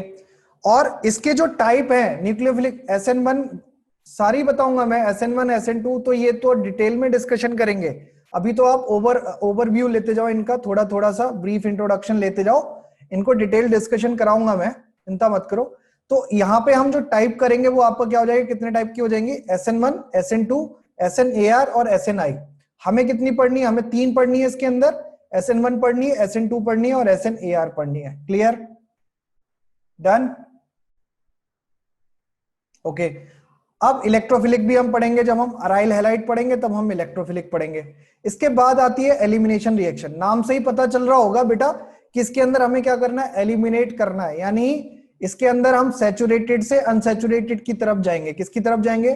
Saturated से अनसैचुरेटेड की तरफ जाएंगे। जैसे आपने एल्कीन पढ़ा होगा, एल्कीन, तो एल्कीन की प्रिपरेशन रिएक्शंस में आपने एलिमिनेशन रिएक्शंस खूब पढ़ी होंगी, पढ़ी है? एल्कीन की प्रिपरेशन रिएक्शंस में आपने एलिमिनेशन रिएक्शंस खूब पढ़ी होंगी, है ना? तो यहां पे भी हमें क्या करना है कि हमें एलिमिनेट करना है। एलिमिनेट करने का मतलब है कि जो आपका कंपाउंड, जो कार्बन के साथ अटैच आपके एटम्स हैं, उनको हमें क्या करना है? निकाल के बाहर फेंकना है। हाँ, बीटा एलिमिनेशन एक टाइप है आपका 1,2 एलिमिनेशन का, तो हम वो भी हम करेंगे। गामा 1,3 1,4 एलिमिनेशन भी करेंगे, 1,4 प्रोडक्ट भी पढ़ेंगे।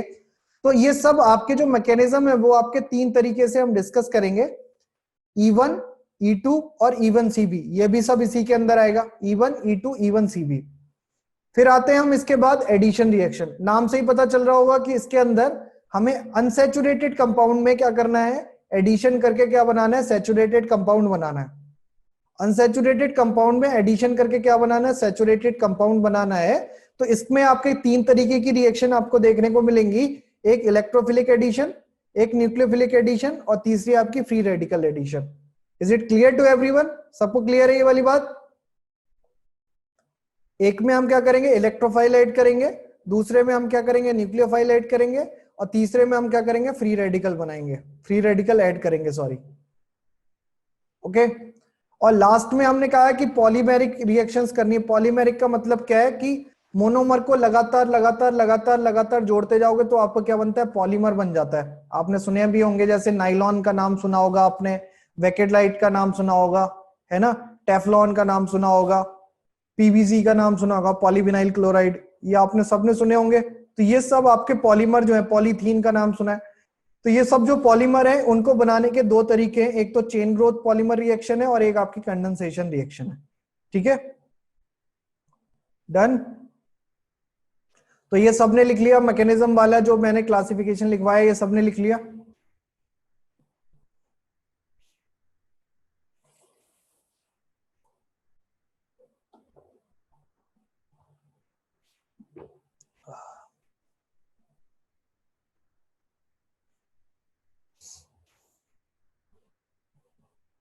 इसमें एक टाइप और जोड़ देना, अगर आप सब्स्टिट्यूशन में एक जोड़ना चाहते हो तो यहाँ पे एक और जोड़ देना, फ्री रेडिकल सब्स्टिट्यूशन।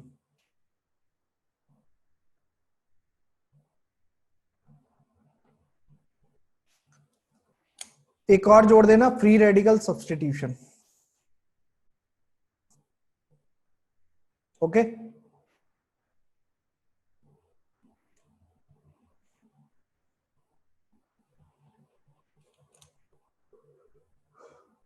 अच्छा स्पीड सही है? किसी को ऐसा तो नहीं लग रहा है कि बहुत तेज जा रहे हैं या बहुत धीरे जा रहे हैं?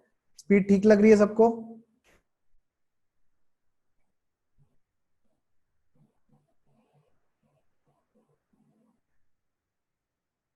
ओके चलो ठीक है। अब हम आगे बढ़ते हैं, अब हम फटाफट आगे बढ़ते हैं। तो मैं आपको प्रिपरेशन रिएक्शन करा रहा था। तो प्रिपरेशन रिएक्शन में मैंने आपको क्या बताया था कि ये इस तरीके के मैकेनिज्म आपको देखने को मिलेंगे। तो अब हम जो प्रिपरेशन करेंगे, सबसे पहला प्रिपरेशन करते हैं, एल्काइल हैलाइड हमें बनाना है, सबसे पहला करते हैं। और यहाँ पे मैं मैकेनिज्म आपके साथ डिस्कस करते हुए भी चलूंगा, थोड़ा सा ध्यान से देखिएगा। तो यहाँ पे हम लिखते हैं फ्रॉम हाइड्रोकार्बन, फ्रॉम हाइड्रोकार्बन। अब ये प्रिपरेशन रिएक्शन के अंदर पहली रिएक्शन लिख रहा हूं मैं, फ्रॉम हाइड्रोकार्बन, यानी मैं हाइड्रोकार्बन से क्या बनाना चाहता हूं बेटा? एल्काइल हैलाइड बनाना चाहता हूं। क्या बनाना चाहता हूं? Alkyl halide. अब हाइड्रोकार्बन में बेटा तीन तरीके के हाइड्रोकार्बन है मेरे पास, एक एल्केन है और एक एल्कीन है और एक आपका एल्काइन है। कितने? एल्केन, एल्कीन और एल्काइन। तो हाइड्रोकार्बन के अंदर भी सबसे पहला पार्ट जो मैं डिस्कस करूंगा वो आपको क्या करूंगा? एल्केन। तो आप यहां पे लिख लेना फ्रॉम एल्केन, फ्रॉम एल्केन। ठीक है, लिख लिया?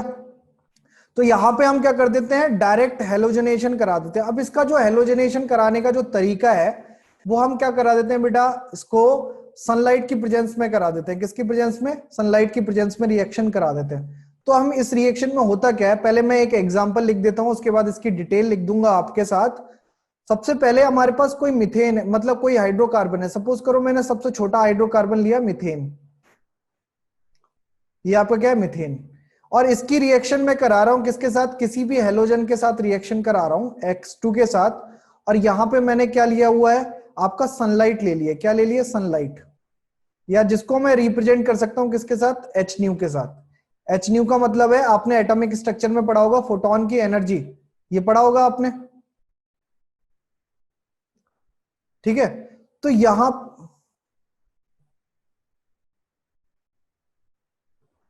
तो हाइड्रोकार्बन से हम बनाना चाहते हैं, तो हाइड्रोकार्बन के तीन पार्ट होते हैं, एक आपका एल्केन होता है, एक एल्कीन होता है, एक एल्काइन होता है।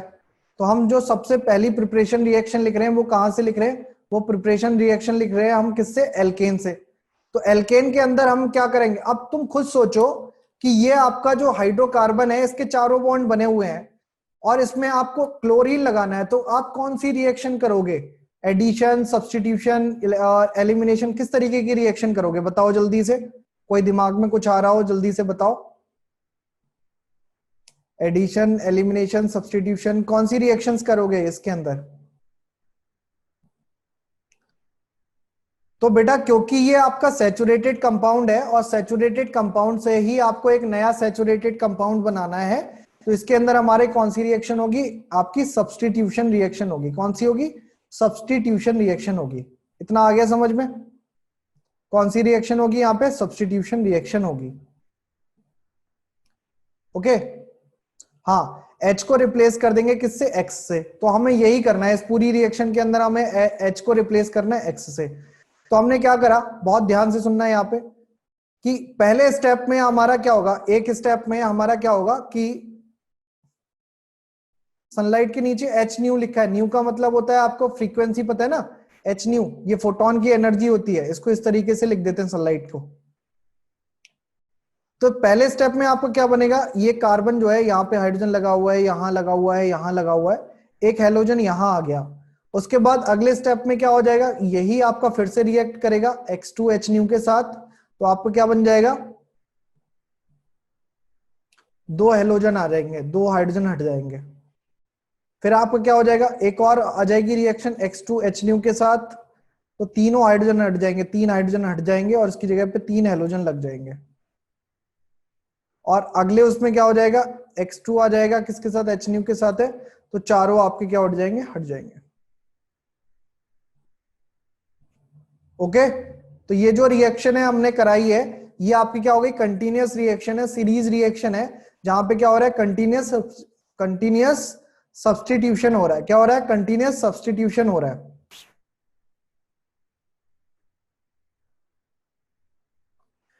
बेटा सनलाइट के नीचे लिखा हुआ है एच न्यू। एच न्यू का मतलब होता है energy of photon, energy of photon.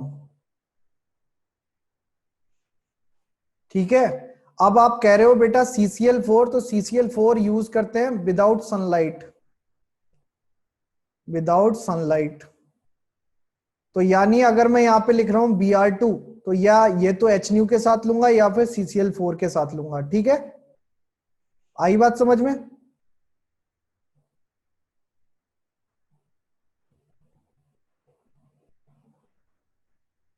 Okay clear, ये वाली बात सबको क्लियर है कि ये मैंने 4 स्टेप में रिएक्शन करी है। पहले स्टेप में एक निकाला, दूसरे स्टेप में दूसरा, फिर तीसरे स्टेप में तीसरा, चौथे स्टेप में चौथा। और याद रखना कि अगर आपका क्लोरीन या आपका हेलोजन एक्सिस में होगा, अगर हेलोजन आपका ज्यादा है, तो ये रिएक्शन लास्ट में क्या बना के छोड़ेगी, ये वाला प्रोडक्ट बना के छोड़ेगी, यानी आपका टेट्रा हेलोजन मिथेन बना देगा, टेट्रा हेलोजन मिथेन बना देगा, टेट्रा हेलोमिथेन जिसको आप बोलोगे। क्लियर है? CCl4 वाला जो काम होता है वो आपका एच न्यू के जैसा ही होता है, फोटोन के बराबर। लेकिन हम CCl4 के साथ फोटोन की एनर्जी यूज नहीं करते, या तो हम CCl4 यूज करते हैं या फिर हम फोटोन यूज करते हैं। ठीक है, या तो CCl4 यूज करेंगे या फिर फोटोन यूज करेंगे। और किसी को कोई दिक्कत?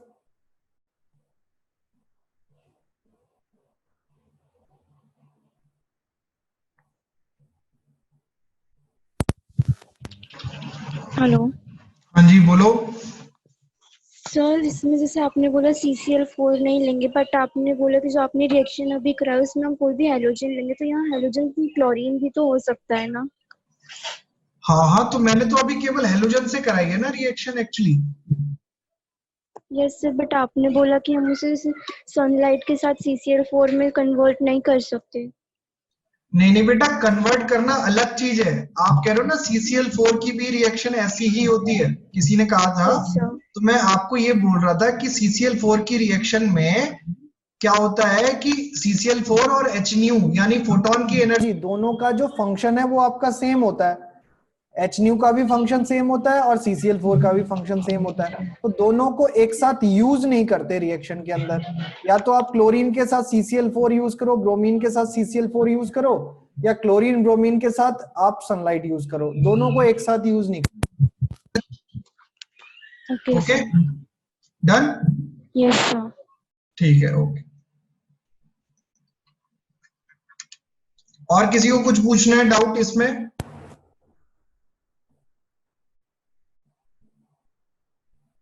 कोई डाउट नहीं है, क्लियर हो गया सबको?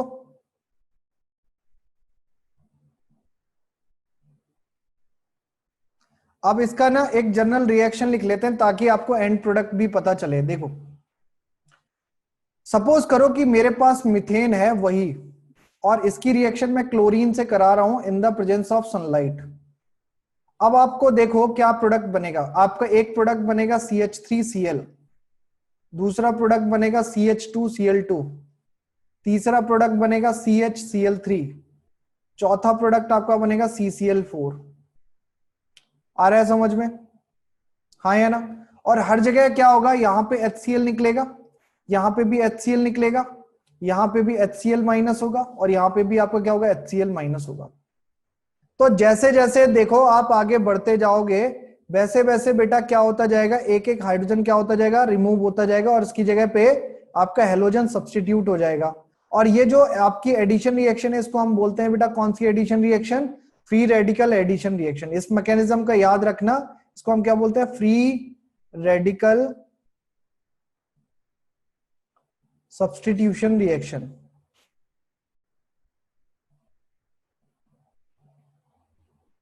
याद रहेगी बात, फ्री रेडिकल सब्स्टिट्यूशन रिएक्शन, सबको रहेगी ये वाली बात? अब देखिएगा कि मैंने ये तो आपको दे दिया, अब मैंने सवाल थोड़ा सा चेंज कर दिया क्योंकि यहाँ पे तो मिथेन है, तो आप तो फटाफट से कर दोगे जी मिथेन का तो हमें पता है बहुत अच्छे से हो जाता है। और इसके बाद अगर आपसे कहें कि भैया कोई और बता दो, किसी और में क्या रिएक्शन में इसकी जो ऑर्डर है मैं बता देता हूं, देखो क्या होता है।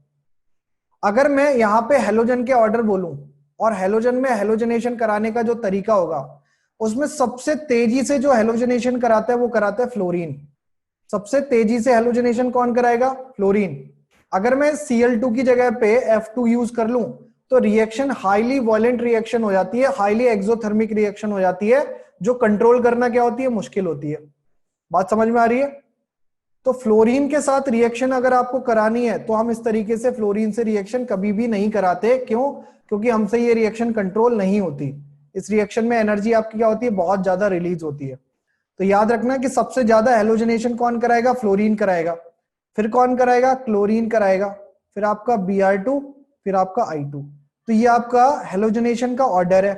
किसका ऑर्डर है? हेलोजनेशन का। लिख लेना, ऑर्डर ऑफ हेलोजनेशन। इतना आ गया समझ में? ऑर्डर ऑफ हेलोजनेशन समझ में आ गया सबको? आगे आएगा कि किस रिएक्शन से हम फ्लोरीनेशन करते हैं, वो आगे आएगा, जिस रिएक्शन का नाम आपको याद भी रखना होगा। नेम रिएक्शन भी बोलते हैं उसको, स्वार्ट्ज रिएक्शन। आगे चल के हमें मिलेगी वो, अभी इसी चैप्टर में आगे। फिलहाल मुझे लगता है कि ये वाली बात सबको समझ में आ गई होगी कि आपका ऑर्डर ऑफ हेलोजनेशन क्या होगा।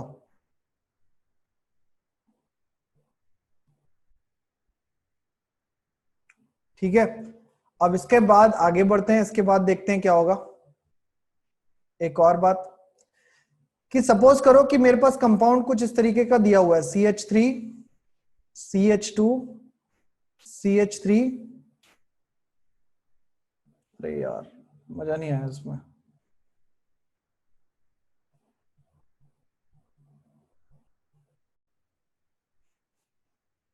ये आपको कंपाउंड दिया हुआ है और इसमें आपसे कह रहा है कि Cl2 और HNu के साथ आपने रिएक्शन कराई है। आपसे कह रहा है कि मेजर प्रोडक्ट क्या होगा। अब आप जानते होंगे मेजर प्रोडक्ट का मतलब क्या होता है? आप जानते हो मेजर प्रोडक्ट का मतलब क्या होता है? एक बार देख लो बेटा लेखिका, कितने लोग जानते हैं मेजर प्रोडक्ट का मतलब क्या है? मेजर प्रोडक्ट का मतलब होता है जो ज्यादा अमाउंट में बने। अब मैं आपको एक ऑर्डर लिखवा देता हूं, फिर आपको बताना है कि मेजर प्रोडक्ट क्या होगा। ठीक है, मैं यहां पे लिखवा देता हूं, ऑर्डर ऑफ एल्काइल हैलाइड। तो आपको याद रखना कि अगर आपका 3 डिग्री का है तो ज्यादा बनेगा, 2 डिग्री का है फिर कम बनेगा, 1 डिग्री का है तो और कम बनेगा, और फिर CH4। ये आपका हेलोजनेशन कराने का जो ऑर्डर होता है एल्केन का, वो ये होता है। हेलोजनेशन कराने का जो ऑर्डर है एल्केन का, वो आपका ये है। ठीक है, ऑर्डर ऑफ एल्केन, एल्केन लिख दे रहा हूं, ऑर्डर ऑफ एल्केन।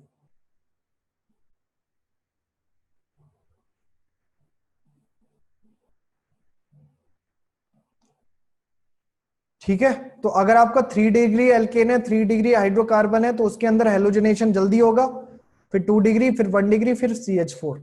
अब देखिएगा यहां पे आपको एक सवाल दिया हुआ है। इस सवाल के अंदर आपसे बहुत ही छोटा सा सवाल पूछ ले कि बेटा एक काम करो कि इसमें मेजर प्रोडक्ट बता दो कि क्या बनेगा। मेजर प्रोडक्ट क्या बनेगा? चलो मैं सवाल को थोड़ा सा और इजी कर देता हूं आपके लिए, है ना, आपको बहुत आसानी से समझ में आ जाएगा। Percentage of primary halide, primary halide नहीं, प्राइमरी क्लोराइड है ना, तो इसको क्लोराइड लिख दो, प्राइमरी क्लोराइड। ओके, दूसरा आप लिख लो परसेंटेज ऑफ सेकेंडरी क्लोराइड, और तीसरा आप लिख लो परसेंटेज ऑफ टर्शरी क्लोराइड। अब आपके लिए मैंने इजी कर दिया। अब बताओ कितना कितना परसेंटेज प्रोडक्ट बनेगा, बताओ। आसान हो गया क्या ये, या टफ हो गया? अब मैं जो तुम्हें जो बताने जा रहा हूं इसको ध्यान से सुनना। एम्स और नीट के एग्जाम में ये आ चुका है, ये वाला सवाल जो मैंने आपको इस तरीके से फ्रेम करके दिया है। ऐसे ही सवाल आपके एम्स के एग्जाम में भी आ चुके हैं 2-3 बार, और नीट के एग्जाम में एक ही बार आया है, तो आगे भी आ सकता है। और अभी तो मैंने क्लोरीन के लिए करा रहा हूं, ऐसे ही आपका आ सकता है किसके लिए, ब्रोमीन के लिए। तो ब्रोमीन के लिए अलग ऑर्डर लिखेंगे। तो यहाँ पे लिख लेना, ये क्वेश्चन पहले बाकायदा इसी तरीके से लिखना, उसके बाद यहाँ पे इस तरीके से नीचे लिख लेना, rate order of chlorination, rate order of chlorination. तो मैं कह रहा हूं कि हाँ, तो मैं ये कह रहा था कि यहाँ पे जो रेट का ऑर्डर होता है, रेट का ऑर्डर किसका, क्लोरीनेशन का, वो कितना होता है 1:3.2:5। यानी अगर आपका 1 डिग्री हेलोजन है, 1 डिग्री आपका हाइड्रोजन है। ध्यान से देखना कि यहाँ पे अगर मैं सवाल में पूछूं कि 1 डिग्री हाइड्रोजन कितना है, तो 1 डिग्री हाइड्रोजन कितना है, यहाँ पे 3 हाइड्रोजन 1 डिग्री ये है, 3 हाइड्रोजन 1 डिग्री ये है, और 3 हाइड्रोजन 1 डिग्री ये है। तो यहाँ पे आपका टोटल 1 डिग्री हाइड्रोजन कितना है 9। और अगर आपसे मैं पूछूं कि 2 डिग्री हाइड्रोजन कितना है, तो 2 डिग्री हाइड्रोजन कितना है 2। और 3 डिग्री हाइड्रोजन की बात करें तो 3 डिग्री हाइड्रोजन कितना है आपके पास 1। और आपसे कह रहे हैं कि रेट जो दे रखा है आपको क्या करना है, इस रेट से ही आपको क्या करना है, मल्टीप्लाई करना है। जैसे 1 डिग्री का रेट कितना दे रखा है 1, तो यहाँ पे 1 से मल्टीप्लाई करके लिख दो 9।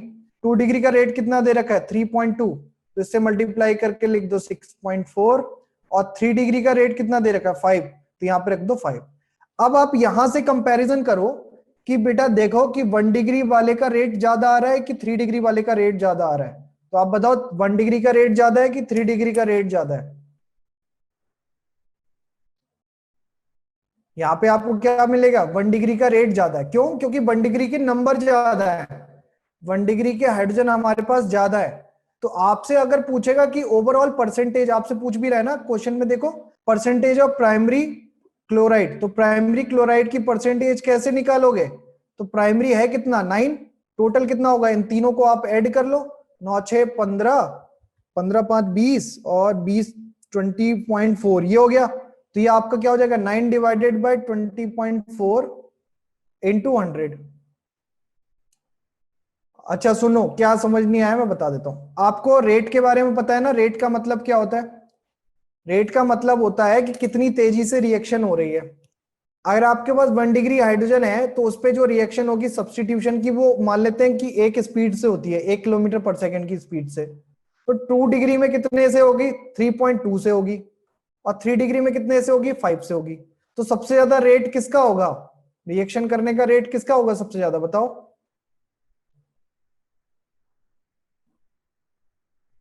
रिएक्शन करने का रेट सबसे ज्यादा किसका होगा,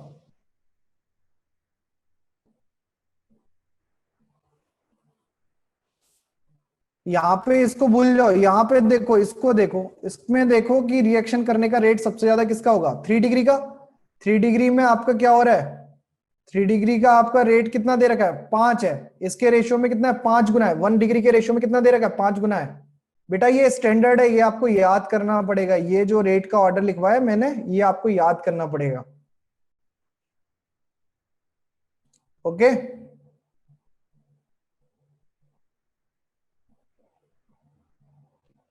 अच्छा चलो कोई बात नहीं, नहीं समझ में आया तो कोई दिक्कत नहीं है। बाकी इसके अलावा जो आज के लेक्चर में पढ़ा वो समझ में आया, इसके अलावा जो आज के लेक्चर में पढ़ा वो समझ में आया। तो इसको आप अगर आपको समझ में आ गया तो कोई बात नहीं, नहीं समझ में आया तो परेशान मत होइएगा। क्लोरीन ब्रोमीन को यहीं से हम कंटिन्यू करेंगे नेक्स्ट क्लास में, और अगली क्लास में प्रिपरेशन रिएक्शंस हमारी सारी हो जाएंगी, क्योंकि जो बेसिक था वो मैंने आपको पढ़ा दिया है।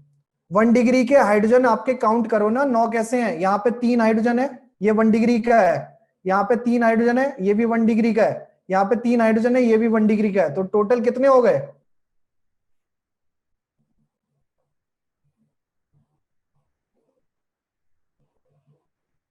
रजिया समझ में आया ये, टोटल कितने हो गए 1 डिग्री 9 हो गए। 2 डिग्री के हाइड्रोजन कितने हो जाएंगे, एनसीईआरटी में नहीं है ये, शायद एनसीईआरटी में शायद नहीं है ये नीट का क्वेश्चन है, और आपका एआईपीएमटी का क्वेश्चन है, पिछले 3 बार आ चुका है एआईपीएमटी में, अब तो खैर होना ही नहीं है। अब नीट में आ सकता है, नीट में एक बार आ चुका है परसेंटेज ऑफ प्रोडक्ट निकालने के लिए, जैसे मैंने सवाल आपको फ्रेम करके देखा था। रजिया समझ में आ गया? ये वाली बात आ गई समझ में?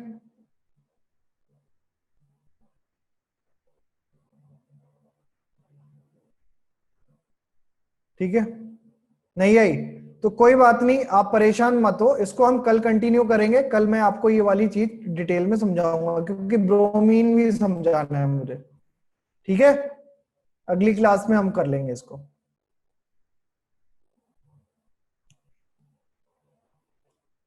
हाँ, तो आज के लिए क्लास यहीं पे ओवर करते हैं। बाकी अगर आपको सेशन अच्छा लगा हो तो बता दीजिएगा पोल में जल्दी से।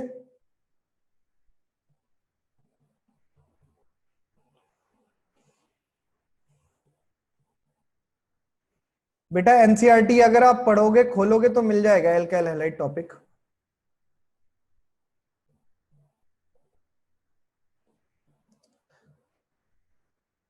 जो लोगों को ये बात समझ नहीं आई है उसको परेशान होने की जरूरत नहीं है, मैं कल ये वाला टॉपिक कराऊंगा दोबारा से, तो आपको समझ में आ जाएगा। ठीक है, धीरे धीरे आप मेरे साथ ना, आपकी मेरे साथ बॉन्डिंग हो जाएगी, तो आपको धीरे धीरे चीजें और अच्छे से समझ में आ जाएगी।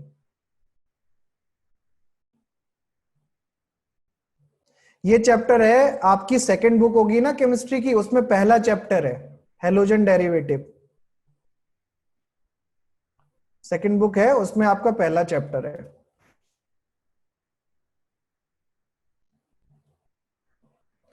कहां गए अर्पित? किसको डाउट है? अर्पित को।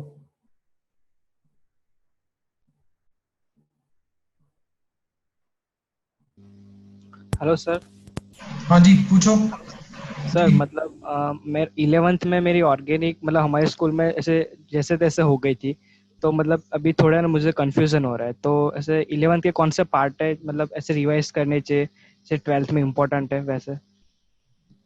बेटा देखो, जो मैं आपको करा रहा हूँ ना, ये इसमें आज भी जो मैंने कराया वो सारा 11th का ही है। मैंने बहुत सारी चीजें 11th की, जो मैं ये मान के चल रहा हूँ कि आपने बहुत कम पढ़ा होगा, तो मैं उसी हिसाब से आपको करा रहा हूँ। ओके सर, मतलब अभी 11th का ठीक है, कुछ। फिर भी अगर आप, हाँ हाँ 11th का मतलब क्या करूँ मैं अभी ऐसा रिवाइज करना हो तो? बेटा, अगर रिवाइज करना है 11th का तो नेमिंग रिवाइज कर लो। नेमिंग अगर आपने पढ़नी है, नेमिंग रिवाइज कर लो। और इफेक्ट रिवाइज कर लो, अगर आप इफेक्ट रिवाइज कर सकते हो ऑर्गेनिक के अंदर। आइसोमर रिवाइज कर लो ऑर्गेनिक के अंदर। Okay sir.